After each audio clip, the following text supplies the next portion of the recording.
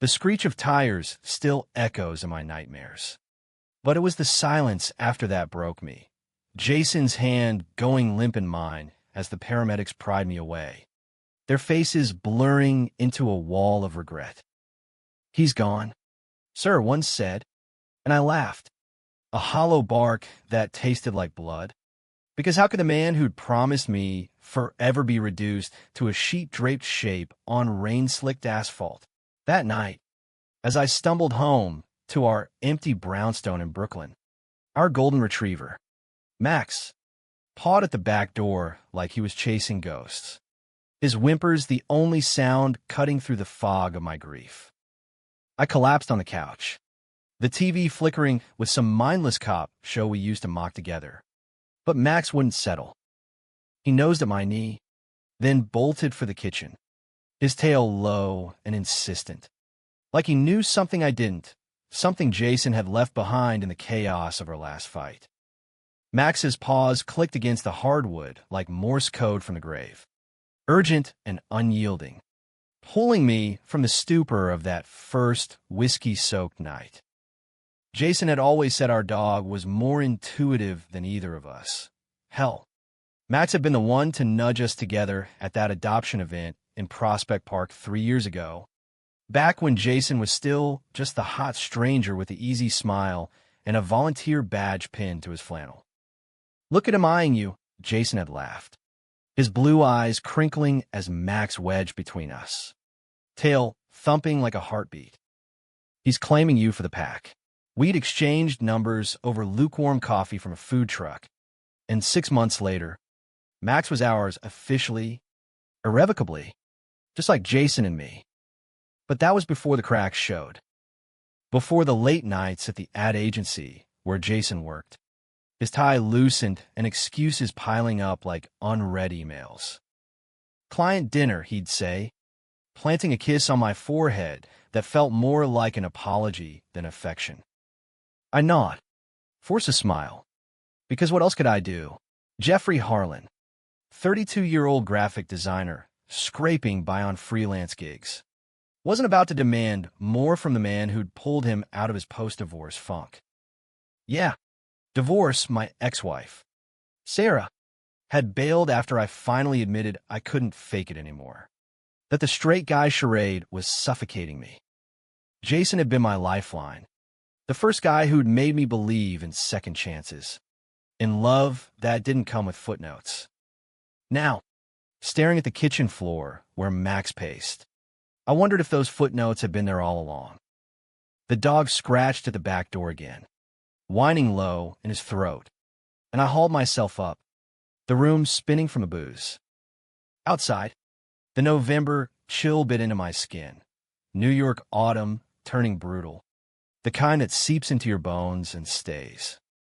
Our tiny backyard was a forgotten patch of crabgrass and chain-link fence, overlooked by the brownstones that boxed us in like judgmental neighbors.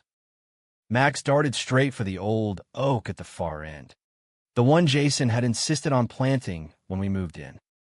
"Roots, Jeff," he'd said, dirt smudged on his cheek as he patted the soil. "We need roots here." I followed, shivering in my sweatpants, the floodlight casting long shadows that made the tree look like a sentinel guarding secrets. Max dug furiously at its base, paws flying, until he unearthed a corner of something metallic glinting in the moonlight, a small, rusted lockbox, half buried like contraband. My heart stuttered. Jason had mentioned nothing about this. We buried time capsules as a joke once. Silly stuff like concert tickets and Polaroids. But this felt heavier, deliberate. I knelt, fingers numb as I pried it free, the latch giving way with a creak that echoed my fracturing resolve. Inside, a stack of letters, yellowed at the edges, tied with twine, a silver key on a chain, engraved with J&J, and a folded deed to a cabin upstate. Our someday escape we'd daydreamed about during blizzards. But it was the top envelope that gutted me, addressed to my Jeffrey in Jason's looping script, dated 2 weeks ago. The night before the accident. I didn't open it there. Couldn't. Not with Max pressing his wet nose to my wrist, eyes pleading like he was saying, "Read it, Dad." He wanted you to know. Instead, I clutched the box to my chest and stumbled back inside, the weight of it pulling me under like an anchor. Collapsing at the kitchen table, I poured another drink, but the burn did nothing to dull the ache. Jason was gone, sideswiped by a drunk driver on the BQ. His Prius mangled beyond recognition. And now this? A buried confession from a man who'd kissed me goodbye that morning with the same casualness as always. The letter trembled in my hands as I finally slid it open. "Jeff," it began, "if you're reading this, I've screwed up worse than I thought. I love you, God, more than air, but there's something I haven't told you. Something that could break us." My stomach twisted. What? An affair? Debts? The agency rumors I'd overheard at his wake. Whispers from colleagues about creative differences and missing accounts suddenly sharpened into accusations. Jason, with his golden boy charm, always the center of every room. Had he been living a double life? Cheating on me with some intern? Burying the evidence under our tree like a coward? Tears blurred the ink. But I read on. Each word a knife. It's about my brother. And the accident that wasn't an accident. Brother? Jason had no siblings. Orphaned young. He'd said, raised by a string of indifferent aunts in Jersey. Lies upon lies. The letter trailed off mid-sentence, like he'd been interrupted, and I slammed it down, rage bubbling over the grief. Max whined from his bed, but I ignored him, storming to the bedroom where Jason's side still smelled like his cedar cologne. Sleep didn't come. Dawn crept in gray and unforgiving, and by noon, I was on the phone with the coroner's office, demanding the full report. "Mr. Harlan," the clerk said, voice syrupy with sympathy. "It's standard procedure. No foul play." But Jason's words gnawed at me, the accident that wasn't. I thought of his bruises from weeks back, dismissed as gym mishaps, and the way he'd flinch at sudden noises. Abuse? From who? The questions multiplied, a storm in my chest, until I grabbed my keys. Max tagged along. Of course, our shadow, our witness, as I drove to Jason's office in Midtown. The city a blur of honking taxis and indifferent pedestrians. The agency was a glass tower of ambition, all sleek lines and overpriced coffee. Lisa, Jason's assistant, met me in the lobby, her eyes red-rimmed. "Jeffrey, honey, you didn't have to come, but I did. I needed answers, not condolences." Over lukewarm lattes in the break room, she spilled. Jason had been stressed, pulling all-nighters on a pitch for some pharma giant. He was brilliant, but secretive lately, taking calls in the stairwell, shredding papers like they were poison. My grip tightened on the cup. Secretive, like burying lockboxes in the dead of night. By evening, back home, I pored over the box's contents. The letters were from someone named Elias, Jason's handwriting, but signed differently, intimate in a way that twisted my gut. "I can't keep doing this to him," one read. "He's the best thing, but you know why I have to stay away. Elias." No last name, but the postmarks traced from Philly to here. A lover? A ghost from Jason's past? I slammed the box shut, heart pounding. Betrayal burned hotter than loss. Jason, who'd held me through my coming-out implosion with Sarah, who'd whispered, "You're my home," under starlit rooftops in the Hamptons. Was it all a performance? That night, Max pawed at the door again, but I locked it, curling into the fetal position on the bed. Grief had teeth now, sharpened by suspicion. I dreamed of the crash, Jason's car spinning, but instead of brakes failing, it was Elias at the wheel, laughing as he swerved. I woke sweating, Max's head heavy on my chest. And for the first time, I whispered aloud, "What did you hide from me?" Jay. The days blurred into a haze of funeral arrangements and empty casseroles from well-meaning friends. Our crowd, mostly queer artists and activists from the village scene, rallied around me. But their hugs felt obligatory. There he was so lucky to have you like salt in the wound. At the memorial in McCarran Park, under a sky spitting drizzle, I stood numb as eulogies painted Jason as the perfect partner, devoted, funny, unbreakable. I wanted to scream that he was a liar, that the man they mourned had buried secrets deep enough to choke on. But I smiled through it, clutching the key from the box like a talisman. Afterward, alone with Max in the car, I drove upstate on impulse, the deed burning a hole in my glove compartment. The cabin was real, a weathered A-frame off a dirt road in the Catskills, surrounded by pines that whispered like conspirators. Jason had paid it off in cash. The realtor confirmed over a crackly line, "Your partner's name only." Said it was for surprises. Surprises. Light dying without warning. Inside, dust motes danced in the slanted light, the air thick with disuse. A stone fireplace dominated the living room. Photos of us taped to the mantel, Jason hoisting me piggyback at Pride, both grinning like idiots, Max photobombed in a Santa hat. My throat closed.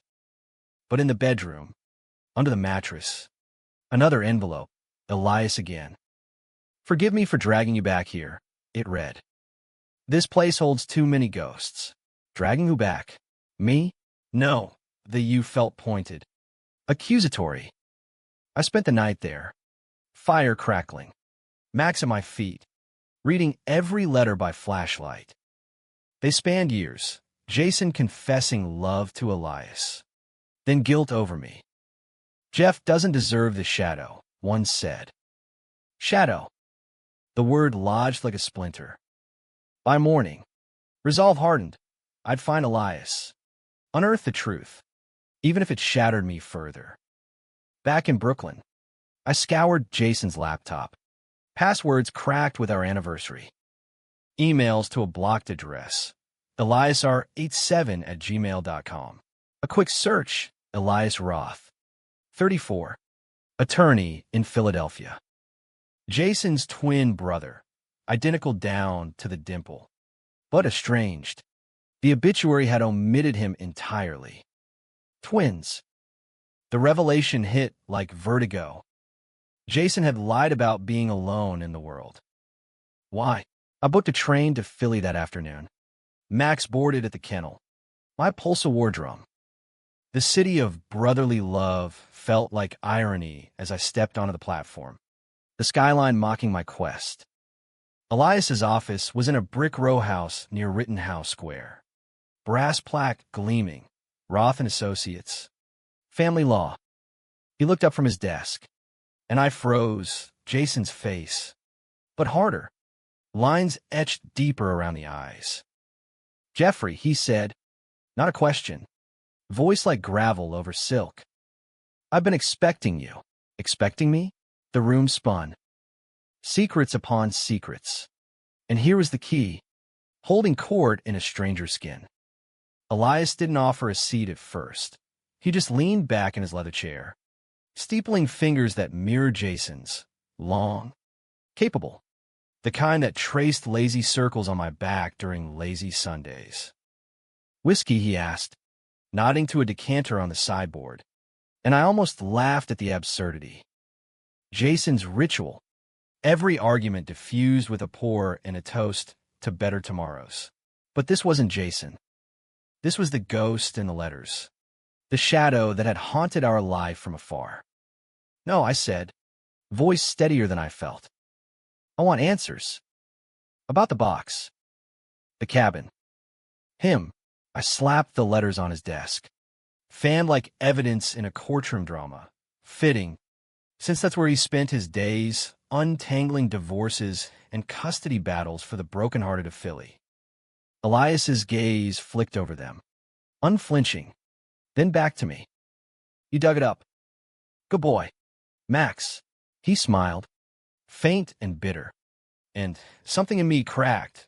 Recognition, revulsion, a cocktail of both. Up close, the differences sharpened. Jason's warmth replaced by Elias's cool appraisal, like he was sizing up a client who'd already lost. Sit, Jeffrey. This isn't a deposition. I sat, the chair creaking under me, and he poured anyway, sliding a glass my way. Amber liquid sloshed, catching the late afternoon light filtering through blinds striped with shadow. Jason buried that months ago. He started swirling his own drink. After our last call, he said if anything happened, when anything happened, he wanted you protected. For me, mostly protected. The word landed like a slap. You were his twin. Why the hell would he hide you? From me. From everyone. My voice rose, echoing off bookshelves crammed with law tomes and framed degrees. Harvard. Top of his class. The path Jason had envied in hushed confessions over takeout pad thai. Elias sighed, setting his glass down with deliberate care. Because I killed our parents. The confession hung there, stark and surgical, slicing through the air. I waited for the punchline, the lawyer's flourish. But his eyes, Jason's eyes, held steady. Haunted. Not literally, but close enough. Car crash on the turnpike. Christmas Eve, 2007. I was 16. Jason, too. We'd snuck out for a joyride in Dad's old Chevy. Half a bottle of his bourbon buzzing in our veins. Black ice. A semi. Boom. He snapped his fingers. The sound like a gavel. They were coming to pick us up when it happened. Blamed us forever after. Or at least that's what the ants drilled into us. I leaned forward, pulse thundering. Jason never. He wouldn't. Couldn't. Elias's laugh was a rasp, devoid of humor. I was the screw-up, the queer kid acting out, while Jason played the golden child. After the crash, we got split, me to Philly with Aunt Ruth, him to Jersey with Margaret. No contact, by their decree. Separate the bad seed, they said. His fingers drummed the desk, a tick I'd seen in Jason during deadlines. But blood calls. We reconnected in college. Secret emails. Stolen weekends. Jason built this perfect life, career. You, Max, while I drowned in mine. Divorces by day. Bars by night. Chasing ghosts. The pieces slotted unevenly. Jason's aversion to family holidays. His flinches at holiday lights. The way he'd zone out during It's a Wonderful Life. So the letters. You were lovers. The question burned my tongue. Jealousy flaring, irrational and fierce. Elias and Jason, twins, entangled in ways I couldn't touch. He recoiled, face paling. Jesus. No. That's not. He raked a hand through hair identical to his brother's. Must now, with agitation. Incest jokes are cheap. Jeffrey. We were each other's anchor. That's all. I'd spiral, booze. Bad hookups, and Jason would pull me back. The cabin? Our hideout. Summers before the split. He'd sneak me up there when things got dark. His voice cracked. Just once. Last year, I hit bottom. OD'd on pills after a case went south. A kid lost to foster hell because I couldn't prove the abuse. Jason drove down, hauled my ass to rehab. But I drag him into my mess. That's from my hobby, underground fighting rings. The kind where queers like us settle scores without badges, asking questions. Underground fights. The bruises clicked, Jason's gym, stories unraveling like cheap thread. He was covering for you? Taking hits. Elias nodded. Grim. One last favor. I owed a promoter, shady fucker named Vance. Jason fronted the cash from a slush fund at work. But Vance smelled blood. Started blackmailing. Pay up or he outs my record to the bar association. He met my eyes, unflinching. Jason paid. But the accident. That report you chased? Brake lines cut. Vance's crew. No doubt. Retaliation. The room tilted. Not random, a hit. Jason. Dead because of his brother's sins. Rage surged. Hot and blinding. You got my boyfriend killed. I lunged across the desk, glass shattering as I grabbed his collar. The whiskey soaking us both. Elias didn't fight, just held my gaze. Tears welling, Jason's tears. I'm sorry, he whispered, and it undid me. I shove him back, collapsing into the chair, sobs racking my frame. Why didn't he tell me? We could have fixed it together. Elias straightened his shirt, voice thick. That's the Harlan in you, fixer, believer. Jason said you were his North Star, the one good thing he wouldn't tarnish. He buried the box to shield you, in case I came knocking post-mortem. Post-mortem. The word chilled me. The letters. I can't keep doing this, damn. He meant me, didn't he? Hiding your chaos. Yeah. Elias pulled a drawer, extracting a photo. The three of us, wait. No. Jason and Elias as teens, arms slung around each other at the cabin, grins wide and unscarred. He chose you over me, in the end. Told me to stay away, that you'd hate the baggage. But I couldn't. Not after. I snatched the photo, tracing their faces, mirrors of joy and ruin. Hate the baggage. It was Jason's lie that stung deepest. The isolation he'd woven around us like barbed wire. You look just like him, I muttered, hating how it twisted my heart. Attraction. Misplaced. Flickered unwanted. Elias's presence a cruel echo. He noticed. Of course, lawyers read rooms like open books. Don't, he said softly, not unkindly. I'm not him. Never will be. But as he walked me out into the Philly dusk, street lights buzzing to life, he pressed a card into my hand. If you need to talk. Or yell more. The train ride home was torment. The Hudson blurring past like tears. Max greeted me with ecstatic leaps, oblivious to the war inside. That night, I burned the letters in the sink, flames licking secrets into ash, then regretted it, sifting through the char for scraps of Jason's soul. Sleep came fitful, dreams of twins entwined, indistinguishable, pulling me under. Weeks passed in a numb routine, design gigs to pay the mortgage. Walks with Max where I'd pause at the oak, whispering accusations to the wind. Friends noticed the hollows under my eyes, chalked it to grief. But it was the anger festering, toward Jason for his noble stupidity, toward Elias for existing as a reminder. Then the call came, block number, Vance's gravelly voice. Heard you're settling the estate. Harlan. Twin owes me $20K. Pay up, or the cops get the full story on that accident. Blackmail. My hands shook as I hung up. The pieces locking, Jason's secrecy. The crash. Elias's debts. I didn't call the police, not yet. Instead, I drove to Philly unannounced, storming Elias's office at midnight, the building a skeleton of echoes. He was there, poring over files by desk lamp, looking every bit the haunted twin. Vance, I spat. He called, Elias's face drained. Shit. I thought Jason's payoff bought time. He stood, pacing like a caged animal. We fight this together. Or, together, I laughed. Bitter.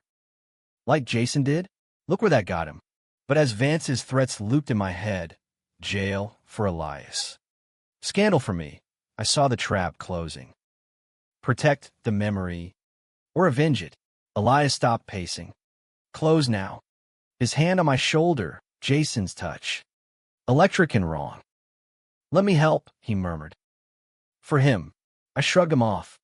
But the seed planted, alliance, uneasy and charged.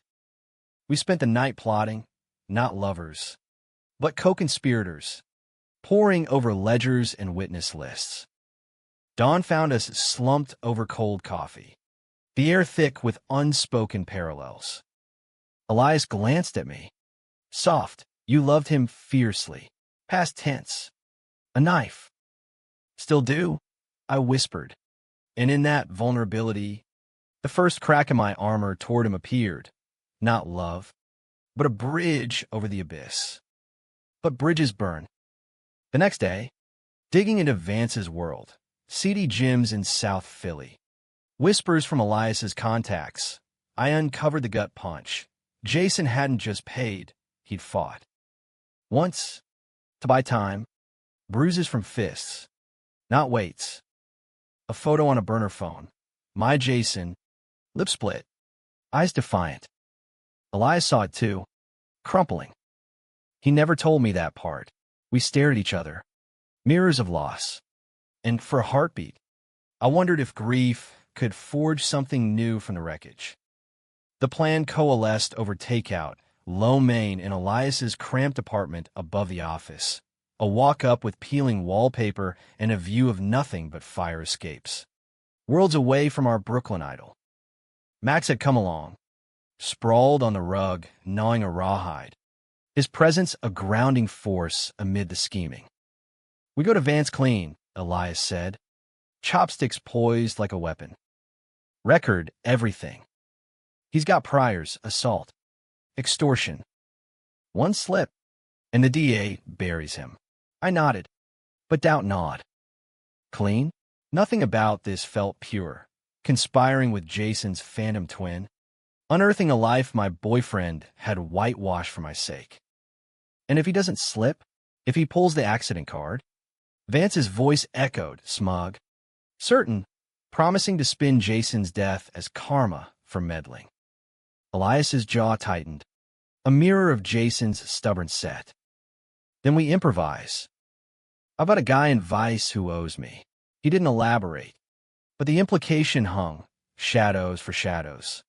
The underbelly of American justice, where queers like us learned early that the system's blind only if you're white-collar straight.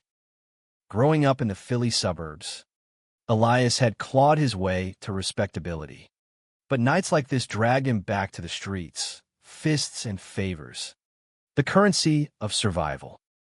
We hit the gym at dusk. A brick bunker in the Italian market where air hung heavy with sweat and regret. Vance was there, a bull of a man in his 40s. Tattooed, knuckles wrapped for a spar. Barking orders at a ring of hopefuls.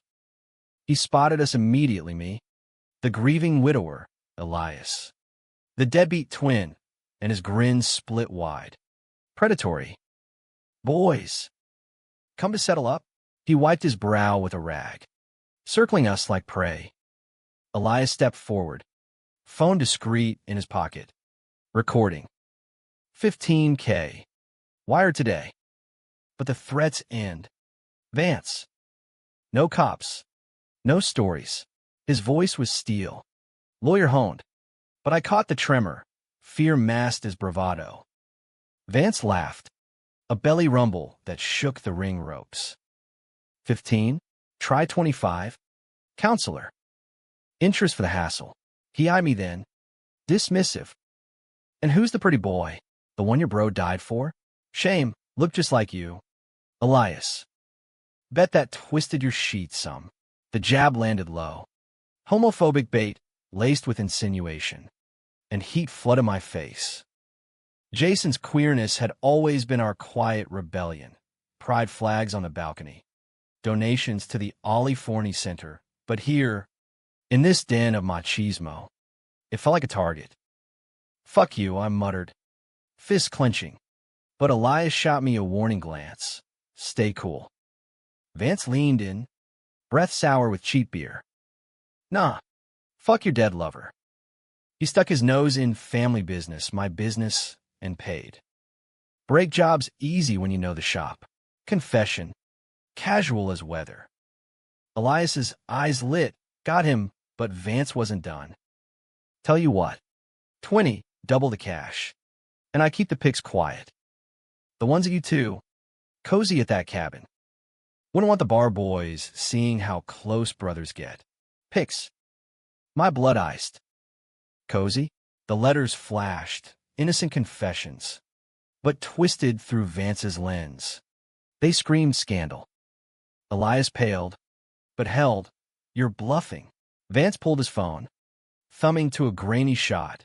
Teens at the lake. Arms linked. Heads bent close. Innocent. Damn it. But damning in context. Bluff? I got eyes everywhere. Your boy's next if you push. Your boy. Me. The threat coiled. Personal now. And something snapped. The dam of grief. Betrayal. Fury. I lunged. Not thinking. Fist connecting with Vance's jaw in a crack that echoed. He staggered. Roaring. And the gym erupted. Fists flying. Bodies piling. Elias hauled me off. But not before Vance's crew dogpiled. Boots thudding into ribs. Pain bloomed. Sharp and immediate. But it was the betrayal that hurt deeper.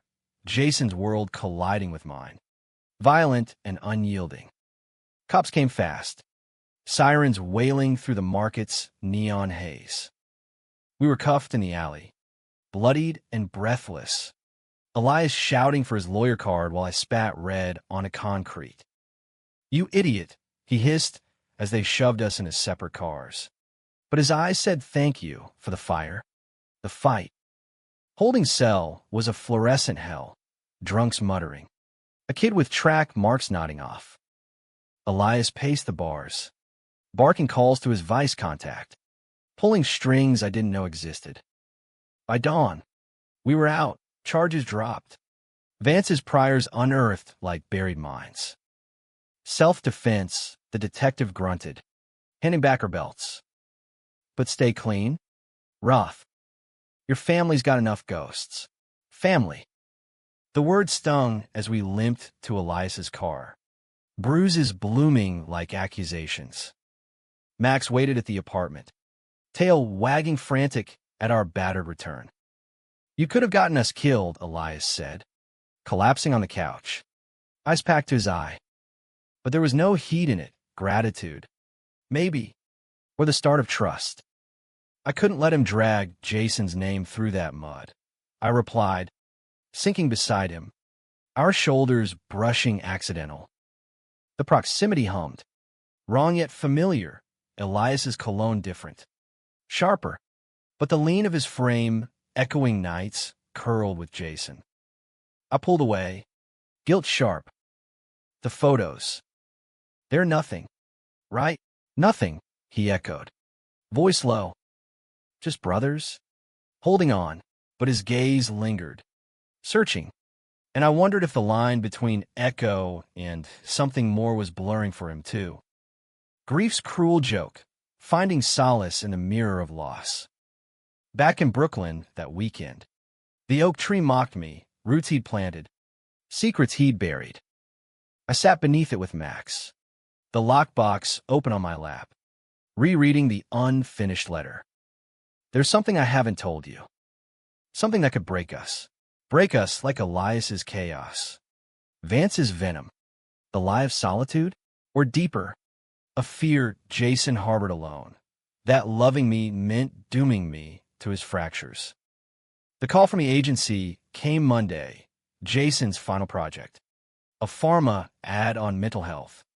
Greenlit posthumously. He wanted you to see it, Lisa said, emailing files. Videos of testimonials, queer folks, immigrants, the invisible, sharing stories of hidden pain. Jason's voiceover. Steady, you're not alone. Reach out. Tears came unbidden. He'd funneled the slush fund there. Not just for Elias, but for us, for a world that chewed up men like him. But the high crashed when Elias showed up unannounced. Duffel in hand. I'm moving the operation. Vance's crew's circling. Philly's too hot. He glanced around our brownstone. eyes tracing the life Jason built. Can I crash? A week. Tops. Crash. The word implied temporary. But his presence filled the space, cooking eggs like Jason, teasing Max with the same squeaky toy. Nights. We'd talk till dawn, my divorce scars. His bar fight youth. The twin bond that bent, but never broke. He envied you, Elias admitted one evening, rain lashing the windows. Your clean slate. No baggage. Bullshit, I shot back. Wine loosening tongues. He was the brave one, coming out first, dragging me along. But as Elias laughed, head thrown back, Jason's laugh, I felt the pull, magnetic and terrifying. Not love, not yet, but possibility, born of shared wounds. Then, the misunderstanding detonated. A knock at midnight. Sarah, my ex, on the stoop, rain-soaked and desperate.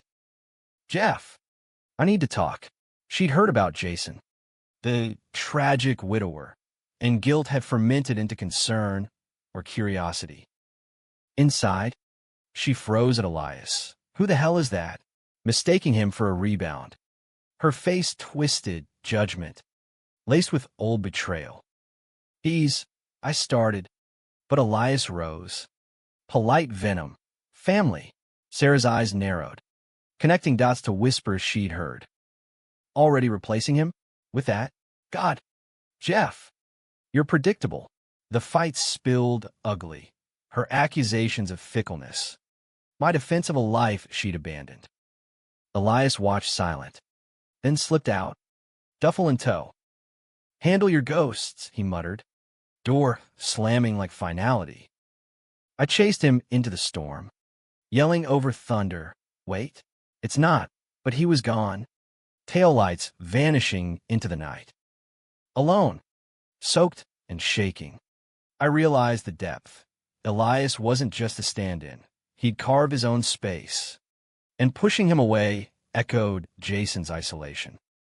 The next morning, Sarah's words festered, replacing him, fueling a spiral. Was I, leaning on the twin to fill the void, chasing echoes instead of healing? Max knows my hand, whining, and I buried my face in his fur, sobbing for the man who'd died hiding, and the one who'd walked away revealing too much. The week without Elias stretched like a fault line. Brooklyn's bustle a mocking backdrop to my unraveling. Freelance deadlines blurred into insomnia-fueled sketches, haunting portraits of twins, faces merging in shadow, while Max shadowed me, his loyalty a quiet indictment. I'd call Elias. Get voicemail, it's Jeff. Don't ghost me like your brother did you. No reply. The silence amplified the misunderstandings. Sarah's barb echoing, replacing him. Was that the fear Jason buried? That I'd bolt at the first crack? Like she had? Vance's shadow lingered too. A burner text. Twins skip town. Pay up. Or Philly PD gets the twins' greatest hits. Panic Claude. Elias vulnerable. Alone. I wired the $15K from Jason's life insurance. A bitter pill. Then hit the road south. Max in the passenger seat, ears flapping in the wind. Philly greeted with gray skies. The apartment building a ghost town. Landlord confirming. Roth? Cleared out yesterday. Left a note for you. The envelope. Taped to my door later by a neighbor. Jeff, go home. You're better without the Roth curse. Burn the pics if you find them. Curse. The word ignited fury. I wasn't some damsel to be saved from his nobility. Tracking him meant favors. Elias's vice buddy, a grizzled cop named Torres, met me at a dive bar off Broad. Kids holed up at the cabin. He grunted over IPAs. Thinks distance fixes blood. Stubborn. Like his brother. Upstate again. The drive a meditation on mistakes. Jason's lie of omission. My knee-jerk punch at Vance. The electric brush of Elias's hand, that I'd recoiled from. The cabin loomed at dusk, smoke curling from the chimney, Elias, chopping wood in flannel, axe biting deep like unresolved grief. He froze at my approach, Max bounding ahead to claim him. What the fuck? Jeff, you left. I stepped closer, breath fogging in the chill. Without a fight. Just like him. He dropped the axe, wiping sweat-smeared brow, Jason's gesture. I saw how she looked at me. Like I'm the mistake you'll regret. Better I bail before you do. Misunderstanding. Layered and lacerating. Sarah's poison, old wounds. Not you. I pulled the photo from my coat. The cabin shot Vance had twisted. It's brothers. Love, not the sick shit he implied. But you running? That's the betrayal. Elias's eyes darkened. Storm clouds. Betrayal? I watched you shatter over Jason. And what? I'm a rebound prize. The twin consolation fuck. The word hung crude. Born of hurt. And I flinched, not at the vulgarity, but the raw truth it grazed. Desire had flickered, unbidden, in those late talks, his laugh in the kitchen, the way he'd hum Jason's playlists absent-minded. But it was more, shared loss, forging empathy. A humanism Jason would have championed. No, I said, fierce. You're Elias. Messy, brave, the brother he died protecting. And I, voice broke. I need you here. Not as him. As you. He searched my face, the axe forgotten at his feet, then pulled me into the cabin, fire roaring welcome. We talked till embers died, his rehab relapses, my post-coming-out isolation, the twin telepathy that let Jason sense his spirals from afar. He planned to tell you, Elias confessed, handing me a final letter from the mantle, Jason's, finished in shaky script. After the payoff, wanted a family. Real one, me, Max. No more hiding. Tears came then, mutual and cathartic. Arms around shoulders in platonic anchor. But as night deepened, the line blurred, not with lust, but revelation, Elias's hand in mine, steadying, a new root under the old tree. Climax crashed 2 days later. Vance's crew, tires crunching gravel at dawn. 3 goons, bats in hand, Vance bellowing from the porch. Time's up. Roths. Elias shoved me behind the door, grabbing the axe. Stay with Max. But I wouldn't. Not again. We fought as one, my swing clipping a thug's knee, Elias's Lawler's precision felling another, until Vance lunged, knife flashing. Chaos, blood on snow. Not gore, but desperate. A slash across Elias's arm that bloomed red. Sirens wailed, Torres. Tipped off, and Vance crumpled, cuffed and cursing. You fags think you're heroes? He spat. But the recordings from Philly sealed him. Extortion. Tampering. The works. As medics patched Elias, I held his good hand, whispering, we did it. For him. The aftermath was paperwork and press. New York Post splash. Twins unmasked killer in lover's crash. But the real trial was internal. Elias healed slow. Cabin our sanctuary. Max our nurse. One evening, stars pricking the sky, we sat on the porch swing Jason built. What now? Elias asked, sling awkward, but eyes clear. Now, we live. I squeezed his hand. Brotherly yet profound. A bond humanistic. Redemptive. Not romance. Not yet. Grief's embers too fresh, but potential. The kind Jason would have toasted. Roots. Remember? No more burying. Back in Brooklyn. The oak bloomed tentative green come spring. I scattered Jason's ashes there. Elias at my side. Max digging half-heartedly as witness. To second chances we murmured, clinking beers.